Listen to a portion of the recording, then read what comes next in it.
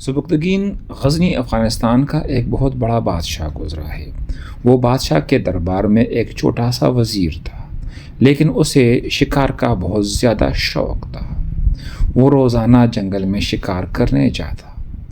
ایک روز وہ جنگل میں شکار کے لیے گیا۔ اس نے سارا جنگل جان مارا مگر اسے کوئی شکار نہ ملا۔ شام کے سائے ڈھلنے لگے تو سبکتگین نے گھر واپس جانے کا ارادہ کیا۔ اچانک اسے ایک خوبصورت ہرنی کا بچہ دکھائی دیا۔ اس نے ہرنی کے بچے کو اٹھا لیا اور اسے اپنے ساتھ گھوڑے پر رکھ کر گھر کی جانب چل دیا۔ وہ تھوڑی دور گیا تھا تو اسے ایک درد بھری آواز سنائی دی۔ اس نے مڑ کر دیکھا تو ایک ہرنی اداس سی گھوڑے کے پیچھے پیچھے آ رہی تھی۔ سبکتگین سمجھ گیا کہ وہ بچہ اس ہرنی کا ہے۔ وہ اپنے بچے کو لینے کے لیے اس کے گھوڑے کے پیچھے آ رہی ہے۔ سبکتگین کا دل نرم ہو گیا اور اس نے فوراً ہرنی کے بچے کو آزاد کر دیا۔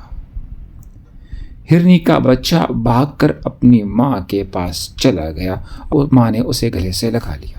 اس نے تشکرانہ نظروں سے سبکتگین کی طرف دیکھا اور اپنے دل میں دعا کی سبکتگین کے لیے، اور پھر اپنے بچے کو ساتھ لیے جنگل میں چلی گئی۔ سبکتگین دن بھر کا تھکا ہوا تھا، اس لیے جیسے ہی وہ گھر پہنچا، گھر آ کر بستر پر لیٹے ہی وہ گہری نیند سو گیا۔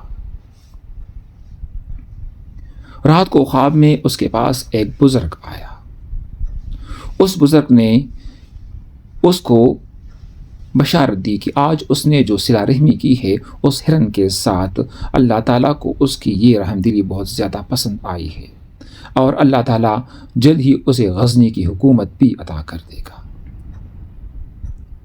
اور کچھ سالوں بعد کچھ ایسا ہی ہوا کہ اللہ تعالیٰ نے سبکتگین کو غزنی کی بادشاہی عطا کر دی، اور یوں سبکتگین نے جو صلہ رحمی اس ہرن کے ساتھ کی تھی، اللہ تعالیٰ نے اسے اس کا صلہ عطا کر دیا۔